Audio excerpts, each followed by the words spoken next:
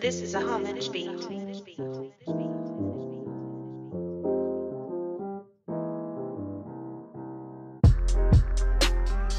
When someone comes out, it's like, oh, you're brave, and this, that, and the third. But it's like, it takes a certain kind of man to be comfortable to come up and say, because like I said, that was your story to tell. I didn't want to bring it out of you. I wanted you, if you felt comfortable doing it, and because I remember that time you was at church and you shared your testimony, that you got to share it in front of people. Like, you go to church with people sometimes, but you don't know how people are going to react. And for you to go and just be willing to do that, because you could have been like, nah, I don't want to do that. Because I think Pastor Jerome asked, you could have told him, no, you didn't have to do that. I didn't.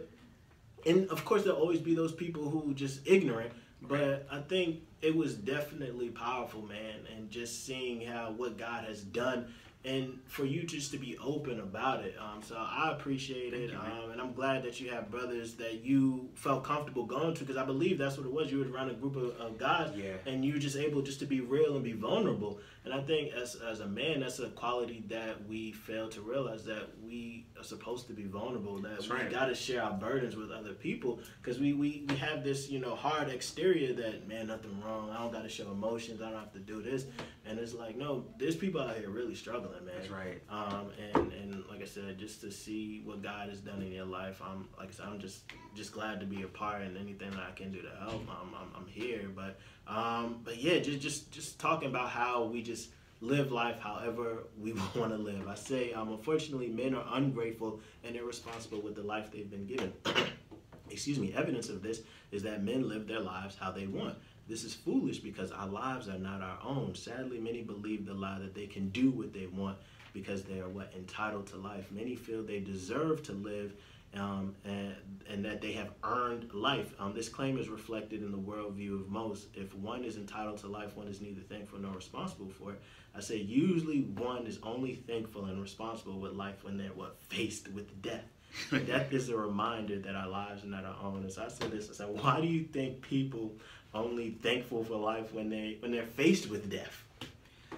Because similar to, I think, a point I made earlier about like the kid thing, how it's not until you're put into some kind of traumatic situation that you tend to appreciate something, and the same can be said for life. It's like, for some people, it's not until they're like on the edge of life that they have this newfound appreciation for it. But that's not how it should be, because we should be grateful for it regardless of whether we're like, this close to dying or got cancer or something. You should just be genuinely thankful for it daily, because it is a gift. You don't have to wake up like, God can call you home tonight. Like, it's to wake up is a privilege and it's a gift. So, I think for some people, sadly it takes something traumatic happening for them to, have that wake up call and that, I guess, newfound appreciation, which they should already have. But no, I absolutely agree, and I think it's just, again, going back, as I asked earlier, what are the dangers of having wrong expectations? We think we're entitled to life. We think that we've earned it, we've deserved it. And I had a concept a couple chapters back, and it was just talking about debt, and the whole point that I was getting to is like God owns everything, and it seems really trite, but it's like when you breathe and exhale, it's like God owns the air that you even breathe, and it's like, it's free of charge. It's like, that's the constant reminder that this life is but a vapor. That's right. You're here today and gone tomorrow. I say Scripture is clearly teaching that life is a gift. If this is true, one ought to cherish and be thankful for life. In addition, one should be responsible with it and live for the one who has given them life. I thought you were about to say something. Regrettably, no one lives life for the giver of life. Most live their life as if they were brought themselves into existence. Everyone is guilty of thinking life is their own. As a result, people live life how they want. But I say this, yet there was a man who realized life is a gift and lived his entire life for the one who gave it. This man said, I have come down from heaven not to do what my own will, but the will of the one who has sent me. And the person I'm talking about is Jesus. And I said, why on earth? This man taught some pretty radical things. This man said, whoever would save his life will lose it, and whoever will lose his life for my sake will save it. This man also said, if anyone comes to me and does not what? Hate his own father and mother and wife and children and brothers and sisters, yes, even his own what? Life, he cannot be my disciple. I say these are some pretty hard teachings, which begs the question of who does this person think he is? And so how and I was telling you earlier, like, we have the benefit of hindsight that we can look back and know who Jesus was. But imagine yourself in the crowd that you just hear this dude, this carpenter, this woman, this man who's born out of what? Wedlock, you know, from this person, from Mary.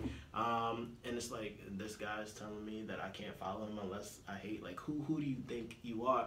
And so now that we have the benefit of the hindsight, how is Jesus justified in making such a bold request?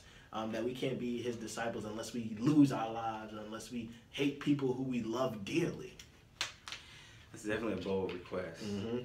And to your point, you know, we do have that hindsight. But I think in context to back in Jesus' day, I think it kind of boils down to their level of faith. Because if you have faith that this is the man that, you know, going back to the Old Testament, that, you know, kind of was talked about even then before he even came, like hundreds of years before he came, you hold on to that faith, then, I mean, granted, it's not that simple as like, oh man, like, I gotta hate my mom and my dad. But I think kind of holding on to that faith and really, truly having faith that this is who he says he is, I think that in itself kind of helps have a little bit of a relief, hopefully, that, you know, if he says do this, then this is what I got to do. And it's crazy because it kind of goes back to like, and I think we were talking about this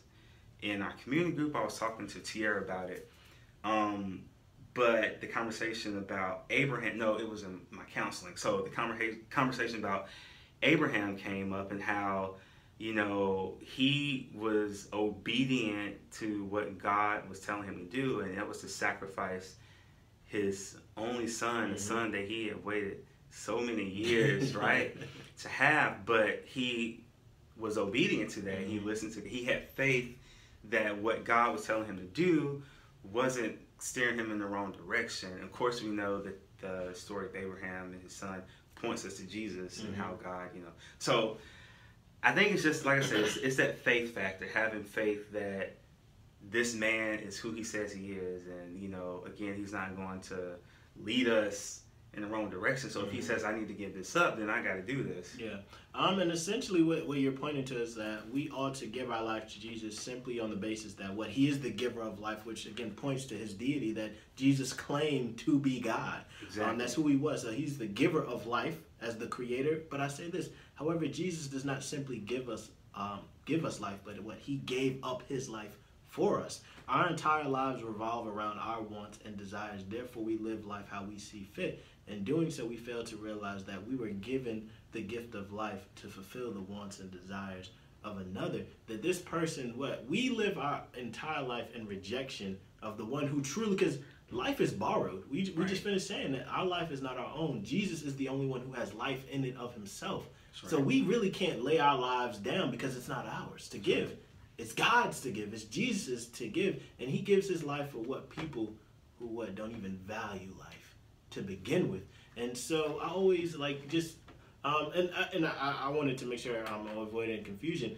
I went to church, but we just went just like on Sunday. So it wasn't anything that we do in the churches that we went to didn't have really good theology. So it just like kind of went one ear and out the other. But it was like, you know, what was the cost that was paid for me? That so oftentimes we treat Jesus as an accessory. Right. That Jesus is just a part of our lives. No, Jesus is my entire life. And I think what you were saying was good, that we've got to put this in context, that Jesus was coming to Jewish people. And so they clung to their religion. They clung to these things. You've got to think that there were people who the wife would get saved and not the husband. And it's like, who do I serve? You know, that there's that tension, there's that conflict where it's like, and he says, you got to hate even in the context of hate is mean love less. It doesn't necessarily mean like my anger is towards them, but that your love for Christ should look like hate to anyone else, that whatever Jesus tells you to do, you do. And That's why? right. Because number one, he is God. And number two, he's given his life for you. That your whole life is centered around him fulfilling his wants and his desires. And it seems kind of crazy, but it's like he's the one who's given you life. And not only has he given you life, he's paid his life for you. What can he tell me to do that I won't do? Look what he's already done for me. And I think just that, again, going back to imagery, that God is pictured as a father, and then the imagery of what marriage. I say this, let me see if I can find it. I say fulfilling the wants and desires of someone who loves us is a great joy. I say a husband seeks to fulfill the wants and desires of his wife because he knows his wife loves him. Likewise, we ought to fulfill the wants and desires of our Creator, who what cares and delights and blessing us. God does not seek to do us harm, but seeks to lavish his riches on us. How can we not be thankful and responsible to the one who has blessed us? And so my question to you is, as we've discussed that you are soon to be a husband, and that's one of the tensions that we have to wrestle with. You have your own wants and desires, but once you get married, you're in a committed relationship with someone else, and that what they take priority. That's right. And it's so easy, it's so subtle. One of the things that I had to work on in my marriage that just happens is like, I value my opinion over my spouse's. And it happens so subtly where it's just natural because this is my thoughts and I have them. And if I think they're better than yours, you know, I feel as if my thoughts and my opinion should take priority over yours. And whether I'm right or wrong, I just saw how that happened in my own life. How are you preparing yourself to deal with that tension of having your own preferences, your own opinions, but realizing that I'm in this committed relationship with this woman and that what she takes priority in my life, and vice versa, you take priority in her life, where it's like, it sounds easy, but it definitely isn't easy to do. No, it's not easy at all. And if I can be transparent, it's great because this particular topic has come up a few times this week with a few people I've talked to. Okay, that's good. And because I guess the question has been like, you know, what is one of the